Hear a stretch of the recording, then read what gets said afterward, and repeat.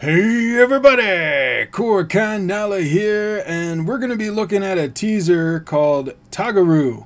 This is a Kannada film that the teaser came out a couple of days ago. Been getting a lot of requests for it, and was filming some of my Thor Ragnarok review today, and was like, yes, since I got the camera on, let's do it.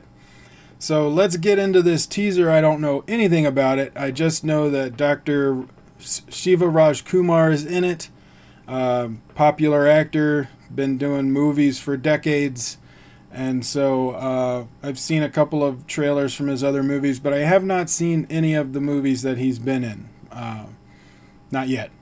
But let's take a look at this teaser. We'll see what they got for us, and then we'll go over it afterwards. I don't have any English subtitles, but I was told that I won't need them. So let's do it.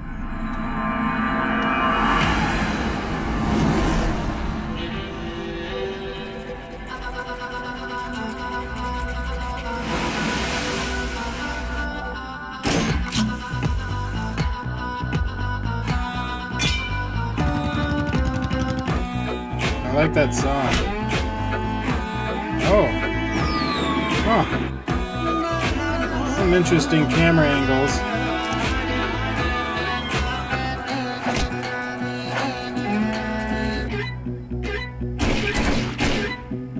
Bloody.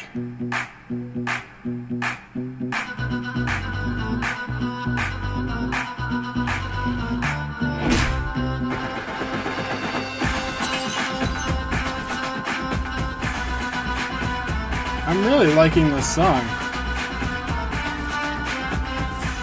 It's like a EDM version of some traditional Indian music.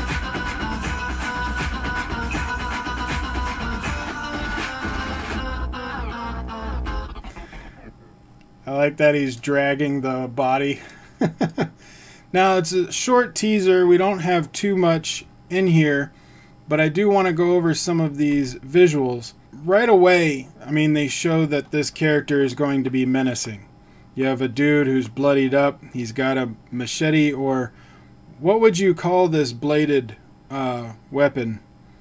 It's like a machete, but the end is curved more. Let me know what the name of that would be. I know there's probably a name for it. I'm going to call it a machete because that's what it looks like to me. And I don't know what it's really called. Covered in blood. You know, he's very menacing. This guy is afraid. Great opening shot. You're like, okay, wow, this guy is serious. Like, they show blood on the knife, which means that we're going to get blood in the movie. The violence level is increased right away. He looks like he'll be an interesting character, just in the way that he is physically acting. I think he would be somebody that you would want to see what he's going to do next. Some more of that club scene. And that's when the music really kicks in. That it has, it sounds like a traditional Indian song, you know, with the vocals and the instruments, but then it's synthetic, and they bring in kind of like an electronica. They change it with electronica. It sounds like a modern version of a traditional Indian song. I don't know. To me, it sounds really cool. I like that it's not going too overboard on the electronica, and they're just using it to kind of update a traditional Indian song, or how a traditional Indian song would sound. In my head, that's just what I'm thinking about. Anyway, I like the song. I think it sounds really cool. I like what they did with it. This, you have a dead guy, and he's holding that machete very menacingly. I like the lighting of it. I like how it's framed. You're just kind of in this warehouse. You don't know where you are. These guys really just don't care that there's a dead body there. Gives their character some menace. I like that. We're going to have a love story with this girl. Don't know if she's going to be the love interest of Shivarajkumar, or if she's going to be like a relative. She's awfully young to be a love interest. If they make her a love interest, I don't know how I feel about that. I don't think it would really work as much. If they made her a relative, like a daughter or a niece, it would be better, in my opinion. Just because the age difference is too great. But I mean, that is a popular thing. I've seen it in many movies, not just India, but in American films as well. As there can be a 30, 40-year gap between actors, just as long as the girl is hot. So, but it is a little ridiculous. I would prefer it to not be a romantic love interest, just because of the age difference is a little too great. That's a cool shot. Now, I really like what they did with that. You just have the camera attached to the side of the car. You have the traffic going on and this bloodied hand that's not moving. That's just sticking out from the edge of the car. In public view, I like the way it looks. Now, those shots that we just saw, I don't know why it's upside down.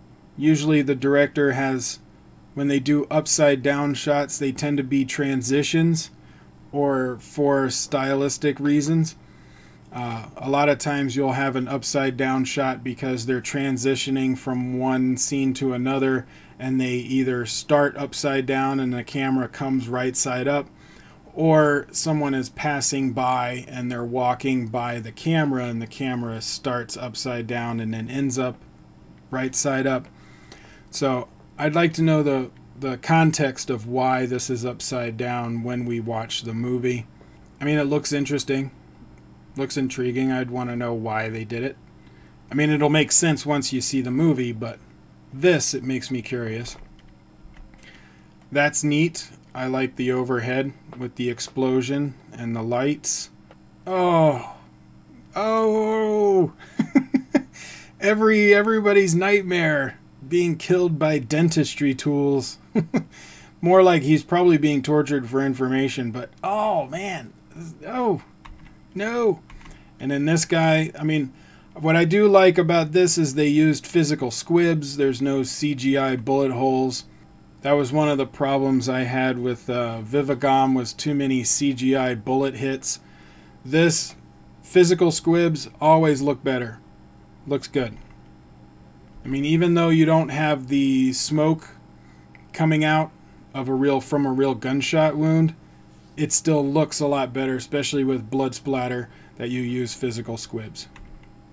It's well shot. The colors are a little saturated, which is on purpose, you know, because you have a more kind of a serious, violent story going on. You don't want to make it colorful and vibrant. You want it to be a little muted. I like this. This guy's just driving around with blood all over him, smoking a cigarette, not a care in the world. No one seems to notice or care. I'm assuming because of the female characters that are in there, and it shows him having a nice relationship with them, laughing in one scene, that they die or get kidnapped, or something happens to them that pushes this guy over the edge, and he's getting revenge. I don't think that it's more of him being like a crime lord and just trying to hold territory or something like that. I don't think it's going to be like a Godfather style. I think it's more of like a revenge movie or a rescue or a mix of both. But this end scene right here, the way that you see the water dripping, and when you watch the water dripping, if you see it coming up, there's blood all over the floor. It's a little hard to see. It's red, but with the water drops, it's making the droplets come up, and that really shines the red, so you can tell that it's blood if you're not able to see the color tone on the floor itself. So I like that. I like that aspect. The camera is moving a little faster, but alongside of this sliding body, and then the reveal that he's got his machete hooked into the guy's like suspender and is just dragging him along. That's a cool shot. I like that. It makes me interested. I want to know what's going on with this character. So, yeah, I like it. I want to see a full trailer, though. I do like that song, Some of the visuals got me interested. So as a teaser, it did its job well as a teaser in teasing me wanting to see the trailer. So I want to see a trailer before I can really say if I want to see the movie yet. But this teaser did a good job of teasing me and wanting to see more. But what do you guys think? Comment below and let me know your thoughts on this teaser. What did you think of the song? What did you think about the visuals? Are you excited for the movie? Let's keep it civil down there. Let's just have a nice discussion. I also have links to all of my stuff in the description below. Mailbox, social medias, Patreon, all kinds of things. So go click through all that stuff down there. If you're on VidMe, upvote this, give me a follow and share it around. And if you're on YouTube, like, share, subscribe, tell your friends. And I will see you on the next video.